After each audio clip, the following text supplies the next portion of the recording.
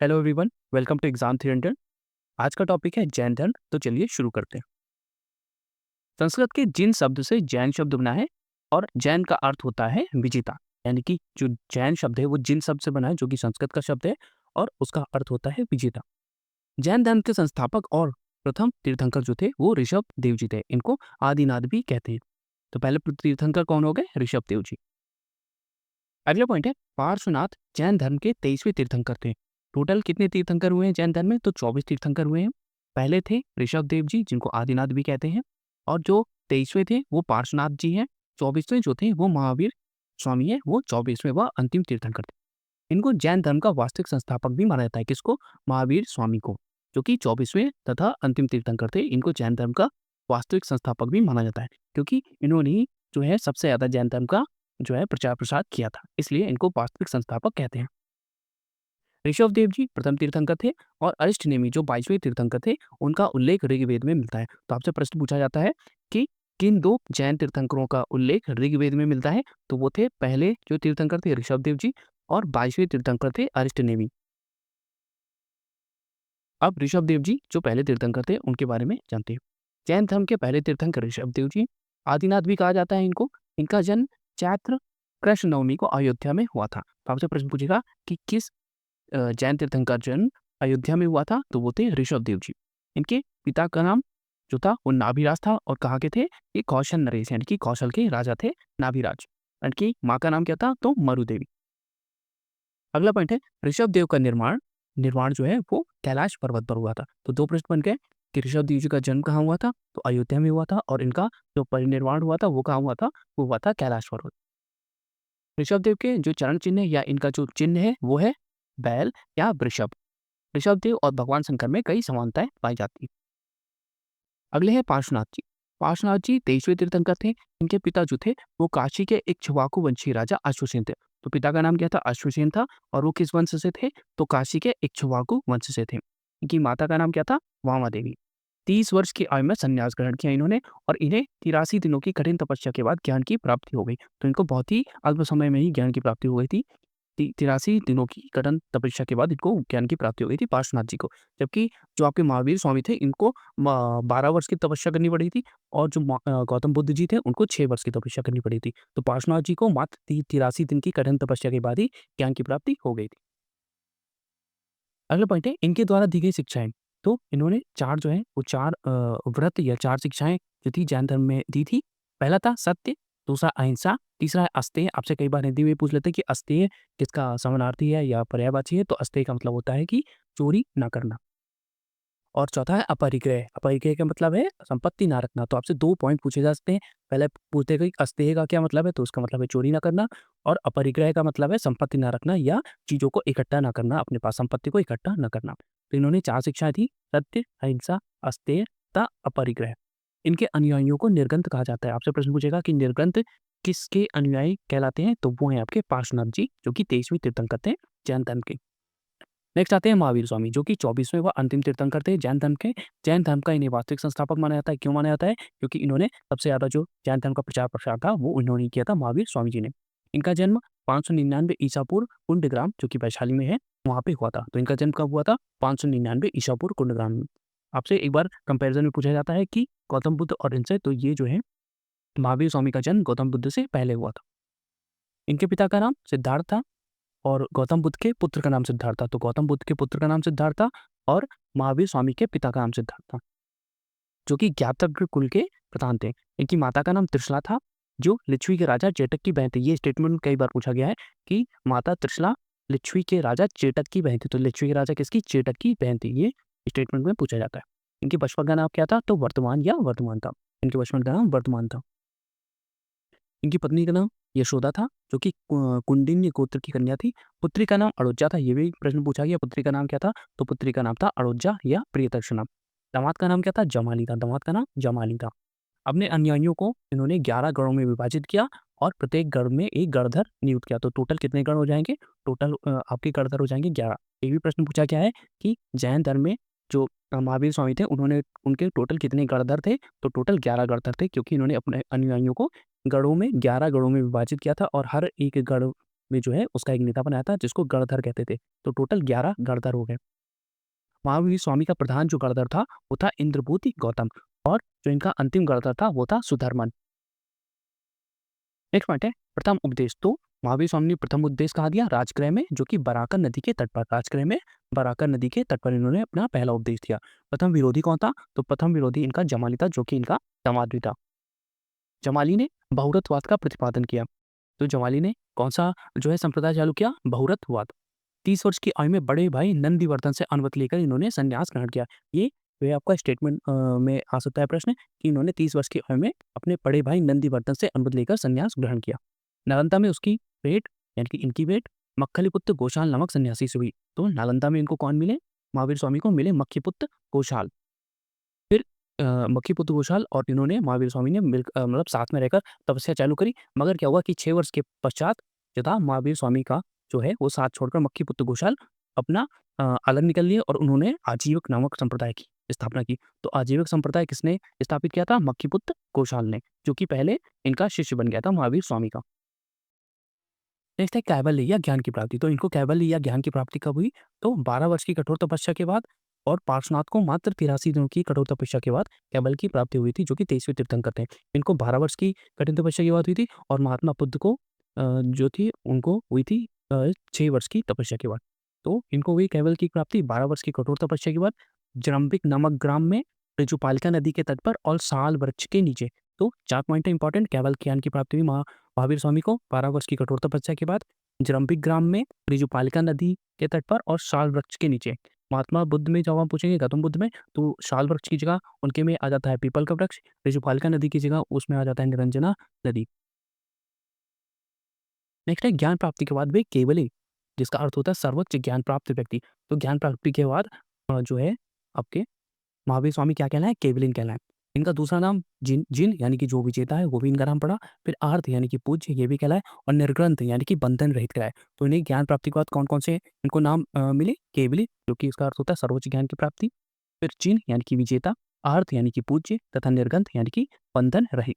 अपनी साधना में अटल रहने तथा अतुल पराक्रम दिखाने के कारण उन्हें महावीर स्वामी से नाम से संबोधित किया गया। तो कितने नाम इनको मिले महावीर स्वामी जी को? पहला केवलिन मिला ज्ञान प्राप्ति के बाद, जिन, आर्त, निर्गंथ तथा महावीर।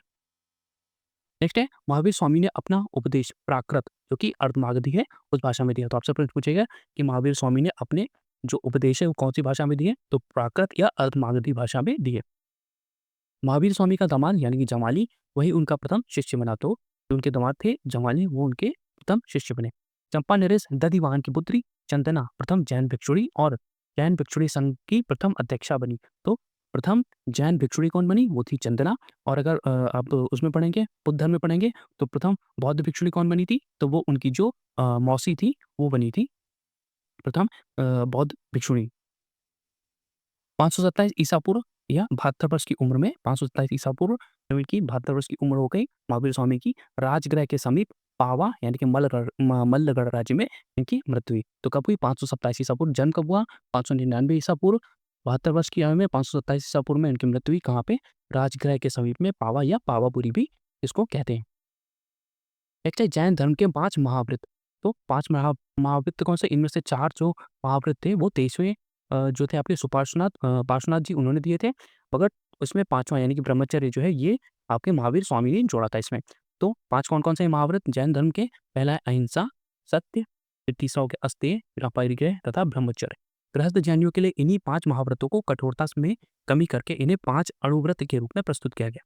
तो ये जो 5 जो आपके महाव्रत हैं ये आपके सन्यासियों के लिए थे, जैन सन्यासियों के लिए। मगर जो गृहस्थ थे, जो गृहस्थ जीवन व्यतीत करते थे, या आम नागरिक उनके लिए क्या थे? उनमें इन्हीं 5 जो महाव्रत थे उनको थोड़ा-सा ढीला करके, थोड़ा नरम करके, मतलब उनके नियमों में, और इनको 5 अणुव्रत सिद्धांत के रूप में प्रस्तुत करके जो गृहस्थ लोग थे उनको दिया गया कि वो भी इसको फॉलो कर सके। 5वां महाव्रत जो ब्रह्मचर्य है वो महावीर स्वामी द्वारा जोड़ा गया। और 4 किन्होंने जोड़ा था? तो जो 23वें तीर्थंकर थे आपके पार्श्वनाथ जी उन्होंने। उन्होंने 4 जो है महाव्रत दिए थे और 5वां ब्रह्मचर्य इसमें जोड़ा था आपके महावीर स्वामी जी ने। जैन धर्म में ईश्वर की मान्यता नहीं है, यानी कि जैन धर्म में ईश्वर को नहीं मानते। जैन धर्म आत्मा में विश्वास करता है, तो ये भी आत्मा में विश्वास करते हैं और बौद्ध धर्म भी आत्मा में विश्वास करता है। जैन धर्म पुनर्जन्म तथा कर्मवाद में विश्वास रखता है और पुनर्जन्म और कर्मवाद में आपका जो है बौद्ध धर्म भी विश्वास रखता है। और जब आप बौद्ध धर्म में पढ़ेंगे तो वहाँ पे बुद्ध के पूर्वजन्मों की जो पूर्वजन्म की कथाएँ हैं उनको जातक कथाएँ भी कहते हैं। जैन धर्म में जीवन का जो परम लक्ष्य है वो केवल या है मोक्ष की प्राप्ति है। तो सेम बौद्ध धर्म में भी जीवन का जो लक्ष्य है, परम लक्ष्य है वो भी मोक्ष ही है। नेक्स्ट पॉइंट है महावीर स्वामी ने वेदों की अपौरुषेयता को स्वीकार नहीं किया। सेम पॉइंट बौद्ध धर्म के लिए भी कॉमन है। उन्होंने आत्मवादियों तथा नास्तिकों के एकांतिक वादों को छोड़कर बीच का मार्ग अपनाया। यानी कि आत्मवादियों जो कि अ, एकदम भगवान के प्यार में रहते थे, एकदम कठोर तपस्या वगैरह करते थे और नास्तिक जो कि एकदम अपोजिट रहते थे। तो इन दोनों मतों को नकारते हुए इन्होंने बीच का माध्यम जो है वो अपनाया, जिसे अनेकांतवाद या स्यादवाद कहा जाता है। तो अनेकांतवाद या स्यादवाद को शब्द किसने दिया था या किसने फॉलो किया? तो महावीर स्वामी जी ने। अनेकांतवाद या स्यादवाद को सप्तभंगिनीय मार्ग भी कहा जाता है। तो अनेकांतवाद, स्यादवाद और सप्तभंगिनी मार्ग एक ही चीज़ है। नेक्स्ट रहते हैं श्वेतांबर और दिगंबर कौन थे? तो मगध में 300 ईसा पूर्व लगभग 300 ईसा पूर्व क्या हुआ? 12 वर्षों का भीषण काल पड़ा। भीषण काल पड़ा 300 लगभग 300 ईसा पूर्व मगध में। भद्रबाहु के नेतृत्व में उनके शिष्य जो थे वो कर्नाटक चले गए। ये भद्रबाहु और स्थूलभद्र के थे, ये जो थे ये जैन मुनि थे। तो भद्रबाहु के नेतृत्व में उनके शिष्य कहाँ चले गए? कर्नाटक चले गए। जबकि जो स्थूलभद्र थे दूसरे जो जैन मुनि थे, उनके जो शिष्य थे वो वहीं मगध में ही रहे। भद्रबाहु के वापस लौटने पर क्या हुआ कि मगध के साधुओं से उनका मतभेद हो गया। क्यों हो गया? क्योंकि जो भद्रबाहु थे वो पहले जो आपके ये थे जैन मुनि थे, ये वस्त्र वगैरह नहीं पहनते थे। तो क्या हुआ जो भद्रबाहु थे वो अपने अनुयायियों को लेके चले गए कर्नाटक। तो ठीक है, उन्होंने वस्त्र जो थे वो नहीं पहने। मगर जो स्थूलभद्र थे यहाँ रह गए थे आपके मगध में, उन्होंने क्या किया क्योंकि वहाँ पे मगध में बीमारियाँ फैल रही थी, अकाल से खूब सारी बीमारियाँ फैली, उसमें खूब सारी लोगों की मृत्यु हुई। तो उससे बीमारियों से बचने के लिए उन्होंने बोला कि एक सफ़ेद वस्त्र आप अपने जो अनुयायी थे उनको बोला कि एक सफ़ेद वस्त्र आप धारण करिए। तो सफ़ेद वस्त्र धारण करने लगे यहाँ पे जो स्थूलभद्र के अनुयायी थे और स्थूलभद्र जी, यहाँ पे आपके मगध में। मगर जो भद्रबाहु थे जो कर्नाटक चले गए थे वो और उनके अनुयायी जो थे वो नग्न ही रहे। तो वो जब वापस आते तो यहाँ पे इन लोगों को लेके विचारधारा में मतभेद हो गया। जब मतभेद हो गया तो क्या हुआ कि जैन धर्म 2 संप्रदायों में बट गया। एक हो गया श्वेतांबर जो कि श्वेत वस्त्र पहन रहे थे और दूसरे हो गए दिगंबर जो कि यानी कि दिग है जिसका यानी कि आसमान जिसका जो है वस्त्र है वो हो गए। तो श्वेतांबर और दिगंबर। तो श्वेतांबर के जो प्रवक्ता वो थे प्रवक्ता थे उसको मान लीजिए आप स्थूलभद्र थे और दिगंबर हो गए आपके भद्रबाहु। नेक्स्ट देखते हैं दोनों में डिफरेंस क्या है श्वेतांबर तथा दिगंबर में। श्वेतांबर श्वेत वस्त्र धारण करते हैं, दिगंबर पूर्णतः नग्न रहते हैं। श्वेतांबर महावीर स्वामी को विवाहित मानते हैं तथा दिगंबर जो है वो अविवाहित मानते हैं। श्वेतांबर 19वें तीर्थंकर मल्लिनाथ को स्त्री मानते हैं मल्लिनाथ को, जबकि दिगंबर जो है वो उनको पुरुष मानते हैं। तो ये भी बढ़िया पॉइंट है, आपसे पूछा जाएगा कि 19वें तीर्थंकर कौन थे? वो थे मल्लिनाथ जो कि स्त्री उनको मानते हैं श्वेतांबर, तो स्त्री मानते हैं श्वेतांबर 19वें तीर्थंकर मल्लिनाथ को, जबकि दिगंबर जो है वो इनको 19वें तीर्थंकर मल्लिनाथ को पुरुष मानते हैं। मोक्ष प्राप्ति स्त्रियों हेतु संभव है क्योंकि ये 19वें तीर्थंकर मल्लिनाथ को स्त्री मानते हैं इसलिए क्योंकि भाई जो आपके तीर्थंकर थे उनको तो प्राप्त हुआ ही होगा ना मोक्ष। तो ये इनकी जो फिलॉसफी है कि यानी स्त्रियों को भी मोक्ष प्राप्ति संभव है। मगर जो दिगंबर है वो मानते हैं कि स्त्रियों को जो मोक्ष प्राप्ति वो संभव नहीं है। प्रमुख केंद्र इनका क्या है? गिरनार है, जबकि दिगंबर जो है उनका प्रमुख केंद्र है पुंडवर्धन बंगाल में। यापनी संप्रदाय जो है जैन धर्म का यापनी संप्रदाय था, वो दिगंबर और श्वेतांबर दोनों की मान्यताओं का पालन करता था। नेक्स्ट है जैन संगीतियाँ, तो टोटल 2 जैन संगीतियाँ हुई हैं। पहली हुई थी 300 ईसा पूर्व में पाटलिपुत्र में और उसके अध्यक्ष कौन थे? स्थूलभद्र। दूसरी हुई लगभग 800 साल बाद यानी कि 512 ईस्वी में, वो वल्लभी में हुई थी या वल्लभी देवर्तिगढ़ जो थे या छमासवर्ण थे, वो उसके अध्यक्ष थे। तो आपसे ज़्यादातर ऑप्शन में आपको छमासवर्ण ही मिलेगा। तो पहली हुई थी 300 ईसा पूर्व पाटलिपुत्र में स्थूलभद्र के नेतृत्व में, दूसरी हुई 512 ईस्वी में वल्लभी में, देवर्तिगढ़ या छमासवर्ण उसके अध्यक्ष थे। नेक्स्ट पॉइंट है, अब देखते हैं जो इंपॉर्टेंट आपके तीर्थंकर है और उनके प्रतीक चिन्ह, ये आपसे मैचिंग में पूछता है। तो सबसे पहले जो थे ऋषभदेव जी या जिन्हें आदिनाथ कहते हैं वो, और उनका प्रतीक चिन्ह क्या था? बैल था। दूसरे हैं अजितनाथ जी। पहले जो 4 हैं वो मोस्ट इंपॉर्टेंट है और कई बार मैचिंग में पूछते हैं।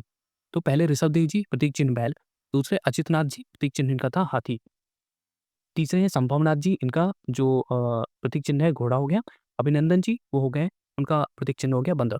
तो पहले ऋषभदेव जी, फिर अजीतनाथ, फिर संभव, ऋषभ, अजीत, संभव, अभिनंदन। ऋषभ, अजीत, संभव तथा अभिनंदन। फिर आते हैं छठे पद्म प्रभु। तो नाम से लगा है पद्म यानी कि कमल, इनका प्रतीक चिन्ह क्या हो जाएगा? कमल।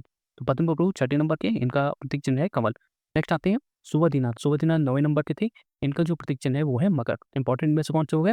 ऋषभदेव जी प्रथम प्रतीक चिन्ह बैल, दूसरे अजीतनाथ जी प्रतीक चिन्ह हाथी, तीसरे संभवनाथ जी प्रतीक चिन्ह घोड़ा, चौथे नंबर के थे अभिनंदन जी जिनका जो प्रतीक चिन्ह था वो बंदर था, छठे पद्म प्रभु जी जिनका प्रतीक चिन्ह कमल है, और 9वें थे सुवधिनाथ जी जिनका प्रतीक चिन्ह है मगर।